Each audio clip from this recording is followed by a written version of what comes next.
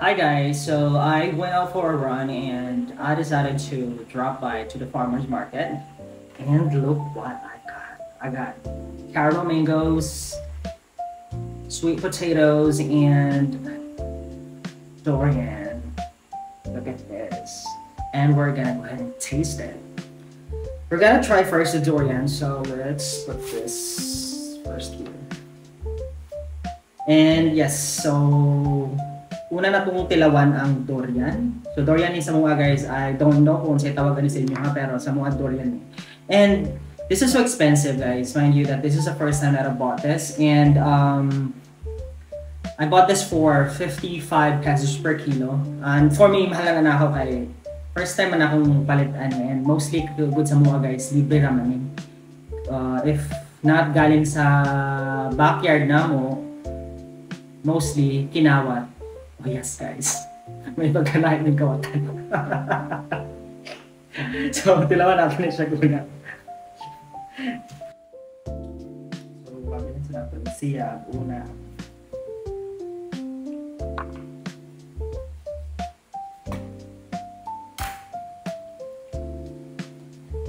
Ayun. So,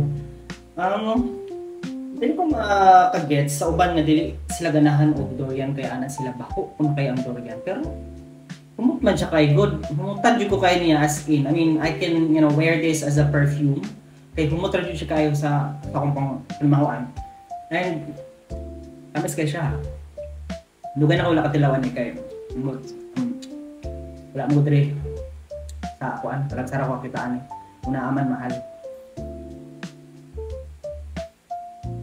Tamis kayo.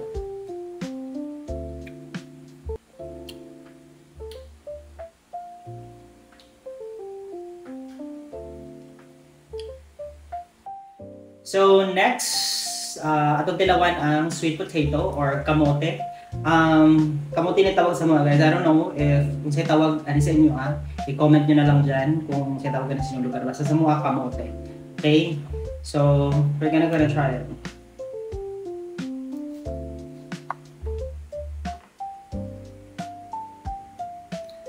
This motherfucker better be taste good kasi sobrang expensive nito. Ang mahal ito actually. I bought this for 150 pesos per kilo. So, hopefully, manage siya sa pot. Okay, so let's try this. So you can just spill it off.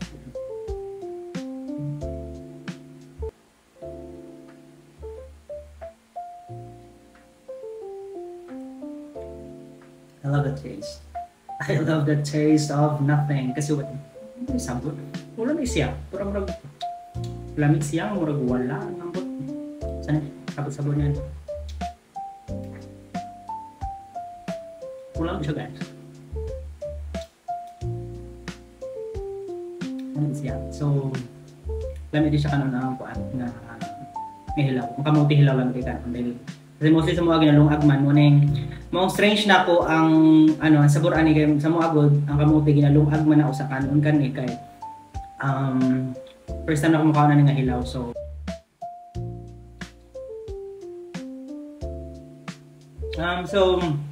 worth it naman yung price niya 150 pesos per kilo namahalan ko na kay basta namahalan ko kay mo pagbuot na ko kay kuno ginabuhat mo okay basta 150 pesos per kilo for me is expensive already. Okay. And ang last na to nga itry ang Carabao Mango. So Carabao Mango ni Samoa sa inyo ha ang bot o kung tawag niyo ni comment gyud ra sa comment section pero kan sa mga Carabao Mango ni siya. Okay, so tilawan nato siya.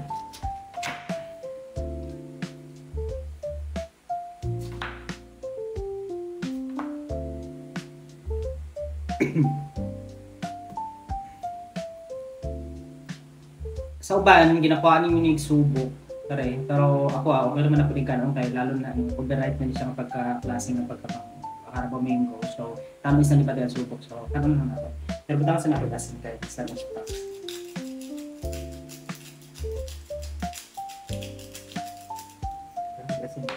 Mas taghal kasi maglamit.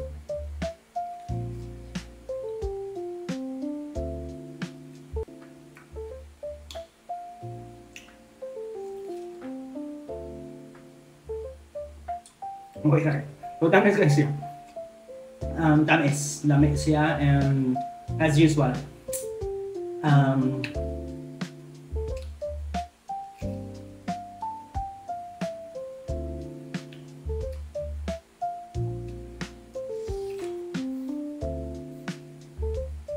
okay, that's it for today na tilawan na nato tanan. So, this is not the typical na video nga mukhaon, laway mo. So, siguro maglagot mo nako.